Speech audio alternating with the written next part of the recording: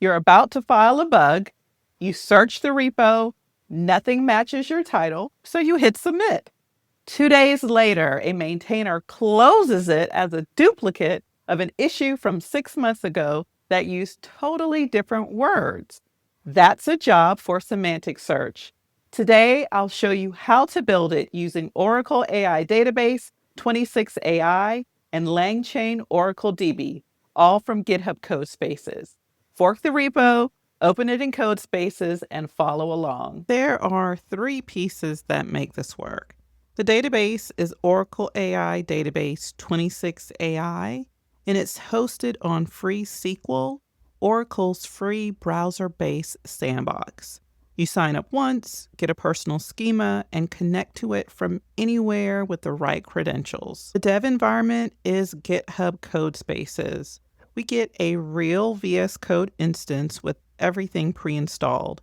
And the glue is LangChain Oracle DB, which gives us a clean Python API into Oracle's vector store. Now, before you run the notebook, make sure you copy this example environment file and paste in your free SQL credentials. So the username and the password and your DSN, and that's it. The git ignore ignores that environment file, so we keep your credentials out of version control. Now let's talk about the data. The data is real. We are pulling 15 recent issues from the Oracle Python Oracle DB repo. Things like bugs, questions, enhancement requests, each with a title, body, state, and labels. And then once we have that data, we'll ask the database to find issues semantically similar to a description. We'll filter by status and finally pull back the curtain on what Oracle's doing underneath. Let's navigate back to the code. Let's go to the notebook. In this first cell, I'm importing the necessary libraries. Here on line 5, the load.env reads the environment file, and then we connect using those credentials, the username, password, and DSN. Those are the environment variables. Let's execute that code. The code is executed and we are connected. Now we're going to pull the issues from GitHub. The public REST API gives me 60 unauthenticated requests per hour. I'll grab 15 issues, including closed ones, so we have a variety. Let's execute that code. And you see the API here on line 3 that I'm calling to pull the issues from GitHub. On line 9, I print the first example. It's issue 594 and it's open. Now let's shape the data into LangChain documents. The issue title plus the body here on line 5 goes into the content. Everything else like number, state, labels, and URL becomes metadata for us to filter on. Let's execute that cell. It built 15 LangChain documents. Now let's load the embedding model. The embedding model is all mini LM L6 version 2, and this is from Sentence Transformers. It's 384 dimensions out, and it runs really fast on a CPU, and it loads in a second or two because the dev container pre-cached it during build. Let's execute this code. It's loading the weights and the embedding model is ready. Now the moment LangChain Oracle DB earns its keep. Let's execute this code. Issues stored as vectors. We have 15 issues stored as vectors in Oracle ready to query. And now let's run the similarity search, and we should see a huge payoff. Let's see what comes back. Notice here on line 1, I am searching for connection pool errors, and I want to return 5 results, and I'm looping and then printing those values out to the screen. And notice we have 5 matches. 4 of them are closed, 1 is open. Look at the top result. It's a real connection pool bug.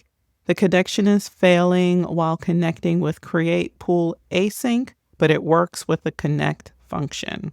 The next error is 581, thin mode, pool grows beyond max. Also a pool specific error. Both surfaced at the top and neither one uses the exact phrase connection pool errors, and that's what I searched for. The database understood we meant anything pool related, not just literal text matches. Let's scroll down to the very bottom result. 589, iFile path incorrectly appended to config directory. This has nothing to do with pools. That's the cosine distance working. The closer the meaning, the higher the rank, the farther off topic it is, the further down it sinks. Now let's run the same logical question, searching for connection pool errors, as a plain SQL keyword search. You see the SQL statement here starting on line 3. Select ID and text from GH issues, where lowercase text like connection pool errors. Fetch the first 5 rows only. Let's see what comes back from the database when we try to use this keyword search. 0, nothing comes back. The phrase connection pool errors never appears verbatim in any of the issue bodies, even though we saw several of them that are in fact connection pool errors. And that's the gap. Keyword search needs your users to phrase things the way the original author did. Semantic search doesn't. Now let's talk about a real-world wrinkle. You don't really want to find closed issues when you're triaging a new bug. You want semantic similarity searching, but maybe only among the open ones. And that's where the hybrid filtering comes in. Vector similarity plus metadata filter, and we'll do that in one query. And so now we're doing the semantic search and with the metadata. And in this case, that metadata is the open state. Let's execute this. We have 4 open results coming back. Oracle pushed that into the SQL alongside the vector distance calculation. If you've ever done this with a standalone vector database, you know the alternative. You fetch a larger result set and then filter it down in the application code, hoping you fetched enough. But here it happens in one shot inside the database. And one more thing before we wrap. Everything we just did with similarity search is a wrapper around Oracle's native vector SQL. Here's what's actually running underneath. Vector distance here on line 10 is the function. Cosine is the strategy. Order by distance gives you the nearest first. And fetch first is your top K, or those top 5 results. Let's execute this. Here we have our results. Same results as before because that's literally what similarity search is doing under the hood.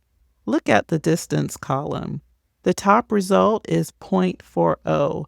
The bottom is 0.67. It's the same query. The point, if you don't want LangChain in your stack, you don't have to use it. And that's what I'm showing you here in this raw SQL. The vector operations live in the database. And the LangChain Oracle DB example that I showed you before is just a convenience layer. You can drop down to SQL whenever you need to. And the last cell is just a cleanup cell.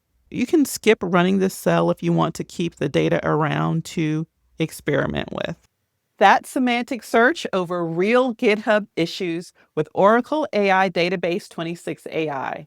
Fork the repo, click Open in Codespaces, and run it yourself. Do you want to point this at your own repo? Just change one variable, the URL. Everything else stays the same. Free SQL is the sandbox for learning the API. If you want to take this further, the full Oracle AI vector search docs cover hybrid indexes, embedding model selection, and scaling patterns. The link's in the description. Thanks for watching.